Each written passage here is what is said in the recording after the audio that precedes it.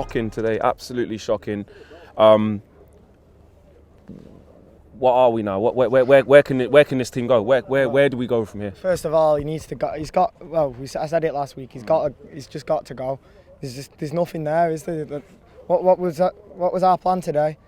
Nobody has a clue. It's just, and I don't know how people are still backing him.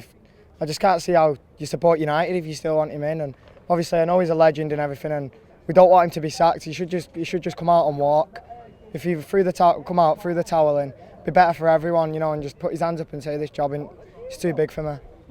And the thing is, you know, we know our form's bad going into this. You know, we come back against Atalanta, and I remember you saying like that.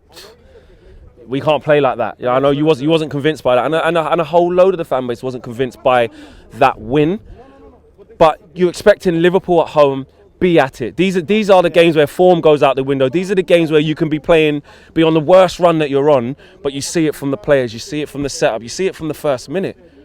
Not a reaction. It's almost like there's no reaction out of the players. It's like I don't know what his tactic is. It's like his tactic is just we've got Ronaldo, you know, so he'll pull us through it. You know what I mean? It's just. I just don't get McTominay and Fred as well. I think, in my opinion, Fred's better than McTominay. He still shows for it. Passes forward. McTominay's just sideways all the time or backwards, or he just don't do anything for me. And obviously, when Pogba come on, you can blame Pogba for the red card and that, but he's probably frustrated. They want him to sign a new contract there, and how's he meant to do that? They're dropping him in the biggest games of the season, you know. Why would he sign a new contract? He can walk into any team in the world, whatever team he wants. I think he looks at that and says, you don't fancy me, you know, you can't find a spot for me. Yeah. I'm out on the left. Now Rashford's back, I'm not on the left anymore. I can't play in the midfield in front of McTominay and Fred. Oh, exactly yes, the goal came from him, which he's going to get scapegoated. He lost the ball, then it was 5. So do you think as a result of that, you know, we'll lose Paul Pogba fairly soon as well? Yeah, I think we'll lose Paul Pogba unless, well, I don't think it. I think the only manager we could get him really to keep Pogba is Zidane. But I'm not too. I don't know about Zidane myself. I've not really. I'm not too sure on him, but yeah. But the thing is, Fernandes and you see City. I'm not just going back to City all the time. But you see, when have City ever played 2 defensive midfielders? And the squad we've got there, it's better than Liverpool's. You look at. I know it's just depth again, but you look at the depth in our attack. It's better than Liverpool's depth in attack. And even our front three, it's just as good really when you compare it. Rashford, Greenwood and Martial outscored their front three the other season. So, well...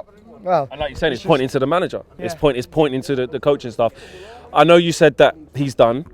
Like I was saying to a lot of other people, I think it's very, very unlikely. I haven't seen anything on social media, but I think it's very unlikely that, you know, we all wake up tomorrow morning and Solskjaer's not at the helm.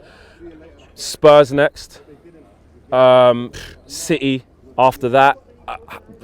How does he plug the hole? How does he what does he change the whole formation and just go with something completely defensive? Remember when we lost like 6-1 against Spurs, he made a whole load of changes against the game against Newcastle. Are we playing too many players who think they're just strutting around the pitch? Does he need to make a real shock to the system and start some players that we really wouldn't think would start? How do you see it?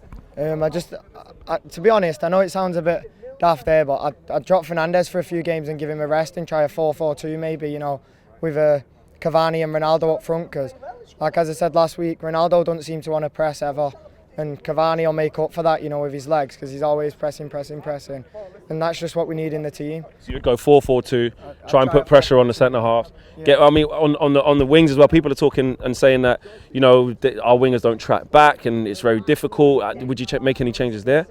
Well, it's rather our wingers don't track back, or they're playing left back and right back. Like half of the time, it's Rashford at left back, whoever's on the right at right back. You know, it's like I don't know. Why has he bought Sancho with 4-0 down there, 3-0 down?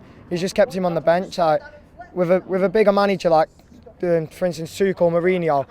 As soon as that first one went in, and especially the second, they'd have brought someone on and brought some, you know, McTominay or Fred off. And like when we're going back, not just going back to Mourinho, but Newcastle a few years ago. Do you remember when Sanchez scored the winner in the last minute? Yeah. He brought Thingy. Was it Mataroff or Mataron now straight away? He was on. Mataron, yeah. He brought Mataron straight away, and he completely changed the game, and we ended up coming back. Like that's what we need to see. Not wait till half time or wait till 70th minute, and you know Ronaldo will pull us back, because that's all he seems to think. Well, thanks for talking to everyone.